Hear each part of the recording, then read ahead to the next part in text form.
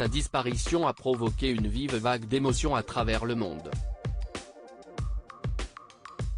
Lisa Marie Presley est décédée à l'âge de 54 ans jeudi 12 décembre 2023 des suites d'une crise cardiaque, quelques heures seulement après une apparition où elle semblait déboussolée et confuse lors de la dernière édition des Golden Globes, cérémonie durant laquelle le film Elvis, narrant la vie de son père, était en lice.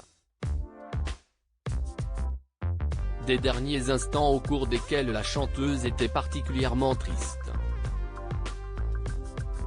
L'ancienne femme du King of Pop Michael Jackson ou encore du célèbre acteur américain Nicolas Cage, entre autres, pourrait être morte à cause d'une addiction aux médicaments et aux gaz hilarants, selon plusieurs sources concordantes.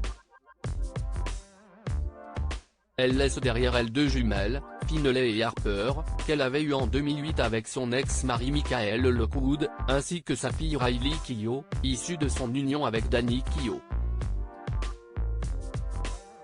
Si les hommages se sont multipliés depuis l'annonce de sa mort, une ultime cérémonie sera organisée pour célébrer la mémoire de Lisa Marie Presley. Ce sont d'ailleurs les représentants de Riley Keough qui ont communiqué les informations.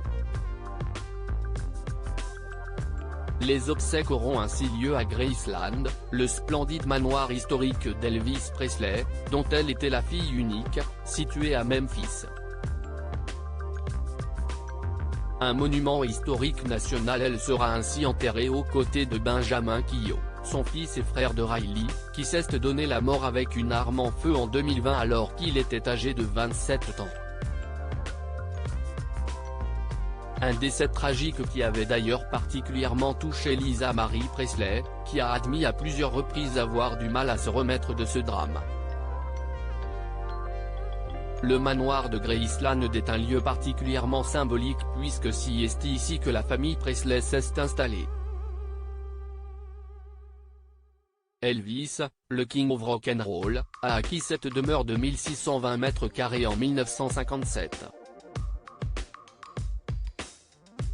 Il s'agit également de la première maison d'artistes à être déclarée monument historique national.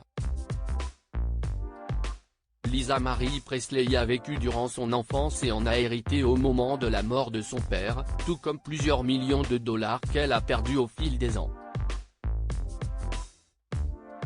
Si elle n'y vivait pas durant l'année, elle avait tout de même pris l'habitude d'y retourner régulièrement pour rendre hommage à la mémoire d'Elvis Presley depuis son décès précoce, le 16 août 1977, à l'âge de 42 ans.